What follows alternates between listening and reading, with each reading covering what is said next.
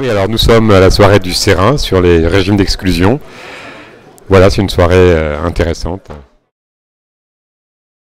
Je crois que la première chose à faire, c'est de ne pas se mettre au régime, mais se mettre tout simplement une alimentation équilibrée, variée, avec simplement le souci de cette diversité alimentaire et de la modération, c'est-à-dire qu'il faut éviter de faire n'importe quoi tous les jours de façon immodérée, et puis il faut éviter de supprimer tout et n'importe quoi, parce que là on tombe dans l'erreur et maintenir une activité physique.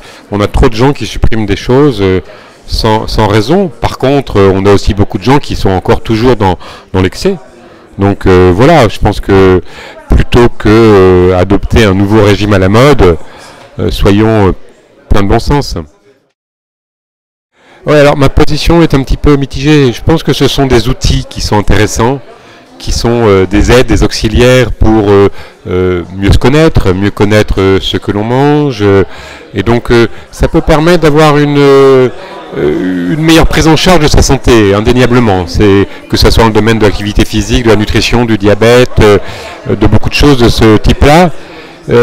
Maintenant, il ne faut pas, si on rentre trop dans cette instrumentalisation, médicalisation, est-ce qu'on ne va pas exacerber de l'angoisse? Est-ce qu'on ne va pas casser un peu la spontanéité, le plaisir? Donc je crois qu'il faut à la fois en prendre ce qui peut nous aider à mieux connaître notre alimentation, notre mode de vie, mais en même temps il faut quand même s'en détacher un peu, parce que la nutrition, c'est pas uniquement une comptabilité de calories, de nutriments, c'est aussi un plaisir, c'est aussi un partage.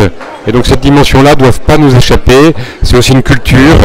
Donc je pense que voilà, on ne peut pas vivre en dehors de son époque, mais pas ne penser qu'à travers ces auxiliaires qui sont utiles, mais qui sont aussi un peu un angle relativement fermé.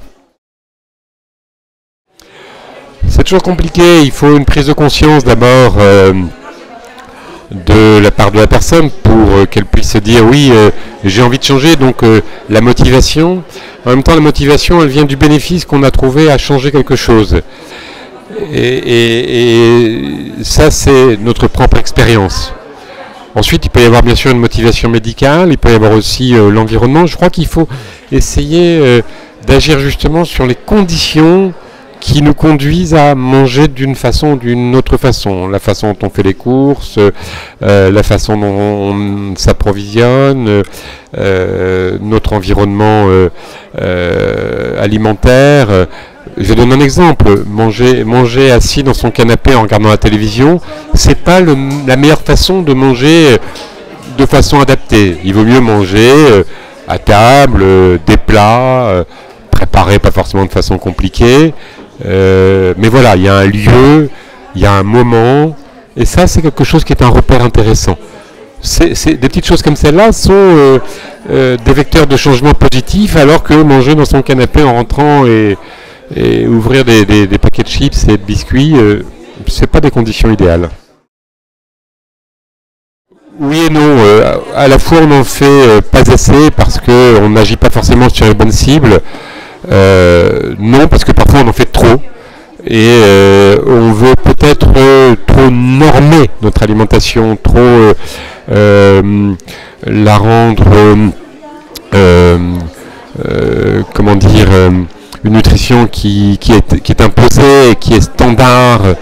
Je pense qu'il faut beaucoup plus de souplesse et une incitation positive.